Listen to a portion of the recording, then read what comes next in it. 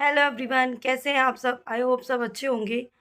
और अभी जो महिला कार्यकर्ता और महिला सहायिका की वैकेंसी को लेके बहुत चर्चाएं चल रही थी, और जिसमें आप लोगों को बहुत सारे डाउट्स भी थे कि दी ऐसी कोई वैकेंसी नहीं है। हमने वहाँ पे जाके पता कर लिया है। तो आज उसके रिगार्डिंग ही हम बात करते हैं, क्योंकि अभी एक न्यू नोटिफिकेशन जारी हुआ है। अभी जो 23 मई को एक निर्देश जारी हुआ था, उसी के संबंध में एक नया नोटिफिकेशन आया है अभी। और उसमें हमको क्लियरली बता दिया गया है कि ऑनलाइन इसके फॉर्म फिल होंगे, और उसके चार्जेस वगैरह और कैसे क्या कितने दिन में मेरिट लिस्ट जारी हो जाएगी। तो वो सारी इन्फॉर्मेशन मैं आपको देने वाली हूँ। वीडियो में अंत तक बने रहिएगा ताकि कोई भी इन्फॉर्मेशन नहीं छूटे, क्योंकि मैं आप लोगों को पीडीएफ भी प्रोवाइड कर देती हूँ जो कि वेबसाइट पे डली होती है, लेकिन आप लोग उसको पूरा पढ़ते नहीं हो। और फिर आप डाउट्स लेते हो कि दी ऐसा कुछ नहीं है, मतलब कोई वैकेंसी नहीं है, अभी फॉर्म फिल नहीं हो रहे हैं, बहुत सारी बातें। तो आप पूरा जब नोटिफिकेशन पढ़ोगे तभी आपको सारी चीज़ें समझ आएंगी। तो आज मैं खुद आप लोगों को पूरा नोटिफिकेशन पढ़ के सुनाऊंगी, ताकि आप लोगों को कोई डाउट्स नहीं रहे। पोस्ट की वैकेंसी है और ये पोस्ट फिल होने वाली है। इसके इसके लिए कोई भी डाउट्स नहीं रखें आप लोग। एक दो दिन में इसके फॉर्म फिल होना शुरू हो जाएंगे। तो चलो स्टार्ट करते हैं। आप लोग चाहें तो खुद भी ये पीडीएफ डाउनलोड करके पढ़ सकते हैं, लेकिन कई लोग पढ़ते नहीं हैं, इसलिए मुझे पढ़ के सुनाना पड़ रहा है।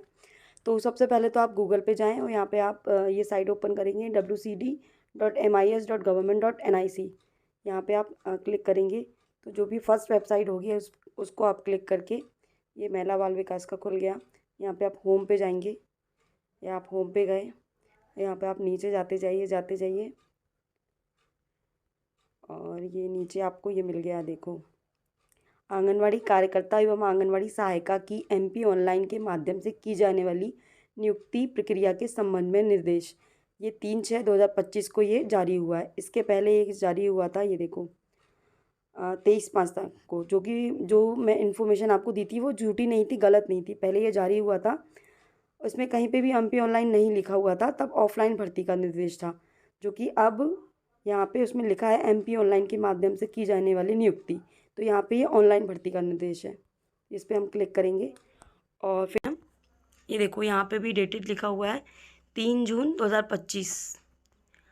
तो ये कहाँ कहाँ भेजा जाना है, ये ऊपर लिखा हुआ है कि समस्त संभाग युक्त मध्य प्रदेश, समस्त जिला कलेक्टर मध्य प्रदेश, समस्त मुख्य कार्यपालन अधिकारी जिला पंचायत मध्य प्रदेश, नगर निगम और संभागीय संयुक्त महिला बाल विकास मध्य प्रदेश, राजस्व मध्य प्रदेश, जन पंचायत मध्य प्रदेश, परियोजना मध्य प्रदेश और नगर परिषद मध्य प्रदेश, नगर पालिका नगर परिषद मध्य प्रदेश। तो यहाँ पे इसको नोटिफिकेशन को भेज दिया गया है। विषय क्या है इसका?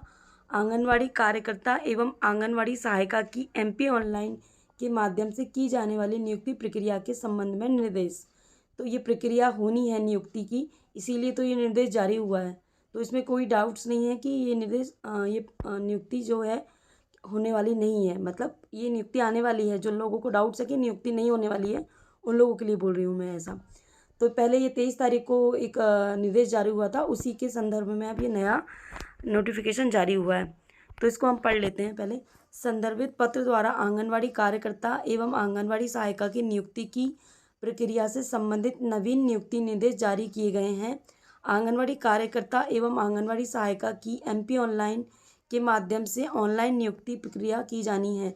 इस हेतु एमपी ऑनलाइन द्वारा चयन पोर्टल तैयार किया गया है।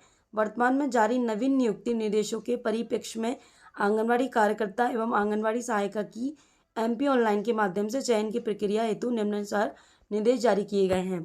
तो इसमें साफ साफ बोला गया है कि एमपी ऑनलाइन के माध्यम से इसकी नियुक्ति की जाएगी। इसके लिए एक चयन पोर्टल तैयार किया गया है। चयन पोर्टल से इसकी जो वैकेंसी है वो फिल होगी। ऑनलाइन फॉर्म जो है हमारे चयन पोर्टल के माध्यम से फिल होंगे। वो कैसे फिल होंगे वो भी मैं आपको बता दूंगी। आंगनवाड़ी कार्यकर्ता एवं आंगनवाड़ी सहायिका के रिक्त पदों का डेटा संकलन। आंगनवाड़ी कार्यकर्ता आंगनवाड़ी सहायिका के रिक्त पदों के डेटा को संकलित करने हेतु पोर्टल पर प्रावधान किया गया है। परियोजना अधिकारी द्वारा लॉगिन कर परियोजना अंतर्गत सेक्टरवार आंगनवाड़ी केंद्रों के रिक्त पदों का चयन करेंगे तथा केंद्र के चयन उपरांत आंगनवाड़ी कार्यकर्ता एवं आंगनवाड़ी सहायिका या कार्यकर्ता एवं सहायिका दोनों के पदों का चयन किया जाएगा। बाल विकास परियोजना अधिकारी द्वारा परियोजना के सभी रिक्त पदों के चयन उपरांत रिक्त पदों का डेटा जिला कार्यक्रम अधिकारी के लॉगिन पर प्रदर्शित होगा। तो इसमें ये बोला गया है कि जो परियोजना अधिकारी का लॉगिन रहेगा वहाँ पे वो सेक्टर वाइज आंगनवाड़ी कार्यकर्ता और सहायिका की वैकेंसी का संकलन करेंगे, मतलब कि एनालिसिस करेंगे और उसके बाद बाल विकास परियोजना अधिकारी को रिक्त पदों की जानकारी देंगे। फिर वो रिक्त पदों का डेटा का संकलन करेंगे और अपनी लॉगिन पर इसको प्रदर्शित करेंगे। फिर सेकंड वाली लाइन में बोला गया है कि जिला कार्यक्रम अधिकारी लॉगिन करके उस जो भी रिक्ति हैं उसको सत्यापित करेंगे। फिर उसके बाद परियोजना अधिकारी, कार्यक्रम अधिकारी संभागीय संयुक्त संचालक एवं संचालनालय स्तर पर प्रदर्शित होने लगेगी और उसके बाद जो भी रिक्ति है वो यहाँ पे प्रदर्शित होने लगेगी। संभागीय संयुक्त संचालक अपने लॉगिन से संभाग की परियोजना के रिक्त पदों की स्थिति ज्ञात कर सकते हैं और जो भी फिर संभाग के संचालक हैं वो अपने लॉगिन में संभाग की परियोजनाओं की रिक्ति के पदों की स्थिति ज्ञात कर सकते हैं। जो भी संभागीय लोग हैं उनको अपने यहाँ की रिक्ति का पता चल जाएगा अपने लॉगिन डिटेल में।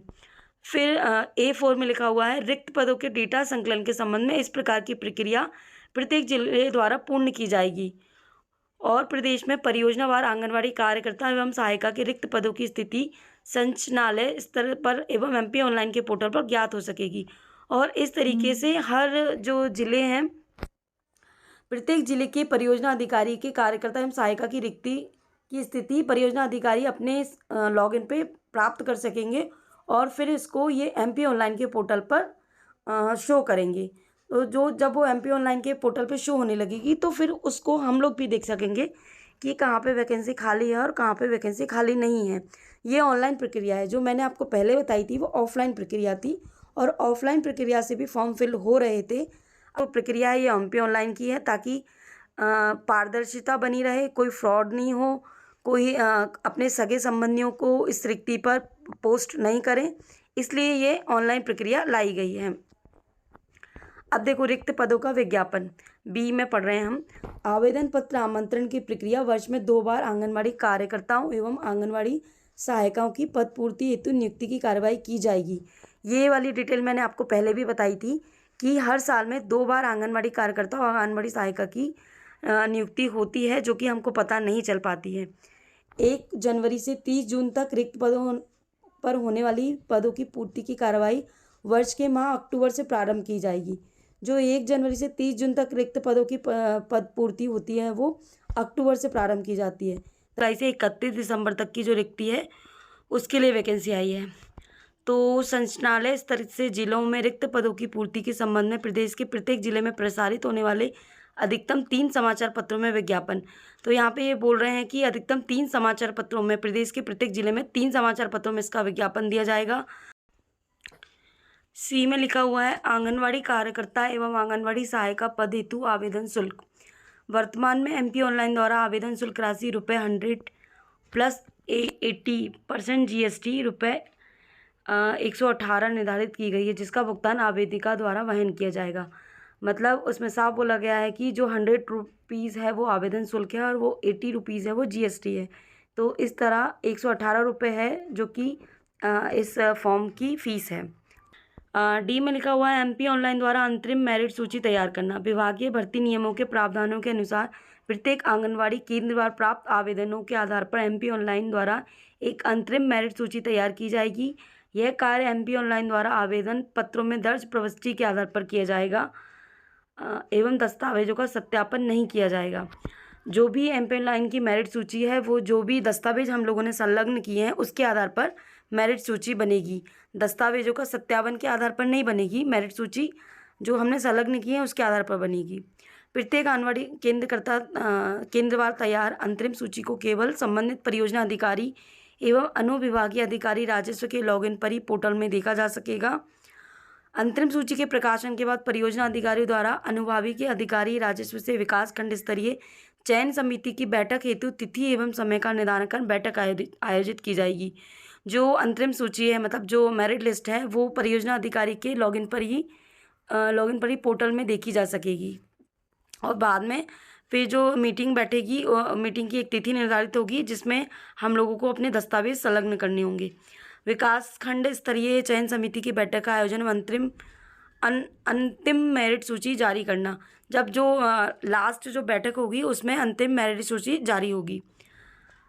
और इसमें लिखा हुआ है, समिति की बैठक में निर्णय आवेदन पत्र में दर्ज प्रविष्टि एवं प्रस्तुत दस्तावेजों के आधार पर किया जाएगा।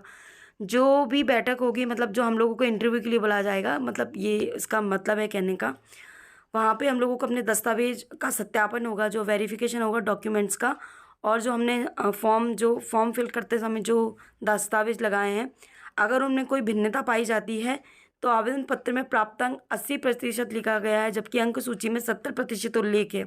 जैसे कि आपने दस्तावेज में लगाया है उसमें वहाँ पे आपको 80% लिखा है आपने, और आपने जो ओरिजिनल वेरिफिकेशन कराया है वहाँ पे 70% उल्लेख किए हैं, या स्नातक योग्यता का उल्लेख है किंतु अंक सूची से संलग्न नहीं है, या बीपीएल राशन कार्ड पात्रता पर्ची का उल्लेख है लेकिन बीपीएल राशन कार्ड पात्रता पर्ची की प्रति संलग्न नहीं है आदि, तो अंतरिम मेरिट सूची में परिवर्तन संशोधन समिति के हस्ताक्षरित कार्रवाई विवरण के आधार पर किया जा सकेगा।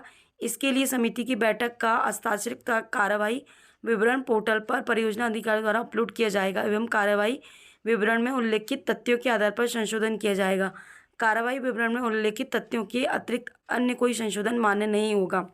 उनका यहाँ पे ये कहना है कि जब भी डॉक्यूमेंट वेरिफिकेशन के लिए हम लोगों को बुलाया जाएगा, वहाँ पे आपके दस्तावेज जो आपने संलग्न किए थे फॉर्म फिल करते टाइम और जो डॉक्यूमेंट वेरिफिकेशन के टाइम आप लगा रहे हो, उसमें अगर कोई डिफरेंस पाया जाता है तो जो भी परियोजना अधिकारी हैं वो उनके द्वारा हस्ताक्षरित कार्रवाई होगी वही मान्य होगी, और किसी की भी कार्रवाई मान्य नहीं की जाएगी। इसमें बाल विकास परियोजना अधिकारी द्वारा बैठक का कार्रवाई विवरण अपलोड करने एवं आवश्यक संशोधन किए जाने के उपरांत एमपी ऑनलाइन द्वारा पोर्टल पर अंतरिम मेरिट सूची जारी की जाएगी। जब जो वेरिफिकेशन डॉक्यूमेंट वेरिफिकेशन होगा उसके बाद एक अंतिम मेरिट सूची जारी की जाएगी। यह सूची पोर्टल पर केंद्रवार प्रदर्शित होगी। बाल विकास परियोजना अधिकारी द्वारा अंतिम सूची को खंड स्तरीय संबंधित कार्यालय एवं संबंधित ग्राम पंचायत एवं नगरीय क्षेत्र के वार्ड कार्यालय की सूचना पटल पर प्रदर्शित करवाकर पंचनामा तैयार किया जाएगा। और जो अंतिम सूची है वो जिलेवार खंड स्तरीय ग्राम पंचायत एवं नगरीय क्षेत्र में वार्ड कार्यालय में सूचना पटल पर प्रदर्शित की जाएगी। अब ये लिखा हुआ है कि प्रकाशित अंतरिम सूची पर दावा आपत्ति आप कर सकते हो। ठीक है, जो भी आपत्ति आपको लगानी है तो आप वो कर सकते हो।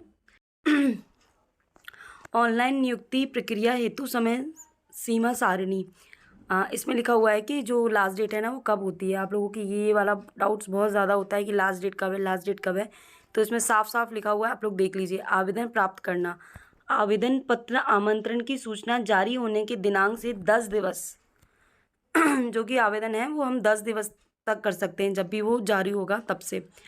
अंतिम सूची का प्रकाशन, आवेदन प्राप्ति की अंतिम तिथि से 15 दिवस, जो अंतिम सूची का प्रकाशन होगा वो 15 दिवस, जो 10 दिन के अंदर हमारे जो फॉर्म है वो उनको प्राप्त हो जाएंगे, उसके बाद 15 दिन के अंदर वो हमारा जो रिजल्ट है वो अंतिम सूची प्रकाशित कर देंगे। ऑनलाइन आवेदन प्राप्ति की अंतिम तिथि के 3 दिवस में ऑनलाइन भर्ती करने वाली एजेंसी द्वारा अंतिम मेरिट सूची जारी की जाएगी। जो भी एजेंसी ऑनलाइन भर्ती की प्रक्रिया करेगी वही हमारी अंतिम मेरिट सूची जारी करेगी 3 दिन के अंदर। अंतिम मेरिट सूची जारी होने के 10 दिवस के अंदर खंड स्तरीय चयन समिति की बैठक आयोजित कर कार्रवाई विवरण ऑनलाइन पोर्टल पर अपलोड किया जाएगा, और उसके 10 दिन के अंदर जो भी वेरिफिकेशन होने वाला है डॉक्यूमेंट वेरिफिकेशन वो अपलोड किया जाएगा 10 दिन के अंदर। जो भी परियोजना अधिकारी खंड स्तरीय अधिकारी हैं उनको खंड स्तरीय चयन समिति की बैठक की कार्रवाई विवरण के अपलोड होने के उपरांत 2 दिवस में ऑनलाइन भर्ती करने वाली एजेंसी द्वारा अंतिम मेरिट सूची जारी की जाएगी, और उसके बाद फिर से 2 दिन में जो अंतिम मेरिट सूची है वो जारी की जाएगी। अंत में आपको साफ और सिंपल शब्दों में समझाती हूँ कि आवेदन जो है, आवेदन की जो प्रक्रिया की 10 दिन के अंदर हमको अपना फॉर्म फिल करना रहेगा, और उस 10 दिन के बाद 15 दिन के अंदर हमारी अंतिम सूची जारी हो जाएगी, और जिसमें 10 दिन के अंदर हमारी सूची जारी होगी, और फिर उसके बाद 2 दिन वो लोग वेरिफिकेशन के लिए लेंगे, डॉक्यूमेंट वेरिफिकेशन के लिए, और 15 दिन के अंदर हमारी जो अंतरिम मेरिट सूची होती है वो जारी हो जाएगी। उसके बाद अंतिम मेरिट सूची जारी होने के बाद 7 दिन के अंदर हम अपनी आपत्ति दर्ज कर सकते हैं, और उस 7 दिन की आपत्ति के बाद वो 15 दिन के अंदर हमको फिर से अपना जो आपत्ति दर्ज की है उसका अंतिम सूची जारी करके दे देंगे। अब ये 12 दिन में कौन किसको भेजता है, फिर ये इसको भेजता है वो इसको भेजता है, ये सारी इसमें डिटेल दी हुई है, तो आप लोग इसको पढ़ लेना। पूरा लिखा हुआ है कि नियुक्ति पत्र जारी करना, अंतिम सूची जारी होने से 2 दिवस के अंदर हमको नियुक्ति पत्र भी जारी हो जाएगा। तो बस मैं लास्ट में इतना ही बोलूँगी कि ये जो वैकेंसी है बहुत ही अच्छी है और इसमें बहुत ही जल्दी हमारी नियुक्ति होगी, बहुत ही जल्दी डॉक्यूमेंट वेरिफिकेशन होगा, इसमें रिजल्ट का कोई चक्कर नहीं रहेगा। 10 दिन के अंदर हम फॉर्म फिल करेंगे और 15 दिन के हमारा रिजल्ट मिल जाएगा और उसके 2-4 दिन के अंदर ही हमारी नियुक्ति हो जाएगी। तो ये जो भी काम है वो सारा 1 महीने के अंदर हो जाएगा। तो उस पे ज़्यादा से ज़्यादा आप लोग फोकस करिए और कोशिश करिए कि आपके वार्ड में वैकेंसी हो और आप इसको फॉर्म को फिल कर सकें। और जो भी आपको इन्फॉर्मेशन चाहिए हो वो आप लोग कमेंट बॉक्स में बताओ, तो मैं आपको डिटेल प्रोवाइड कर दूँगी। और अगर आपको इसका PDF चाहिए तो आप लोग खुद भी डाउनलोड कर सकते हैं, और जो लोग डाउनलोड नहीं कर पा रहे हैं तो वो मेरे ग्रुप से ऐड हो जाइए, वहाँ पे मैं इसको अपलोड कर दूँगी, तो आप लोग पढ़ लेना। अगर आपको वीडियो थोड़ी सी भी इन्फॉर्मेटिव लगी हो तो मेरे चैनल को सब्सक्राइब कर लीजिएगा और इस वीडियो को लाइक कर दीजिएगा। मिलते हैं नेक्स्ट वीडियो में, तब तक के लिए bye bye, take care, thank you all.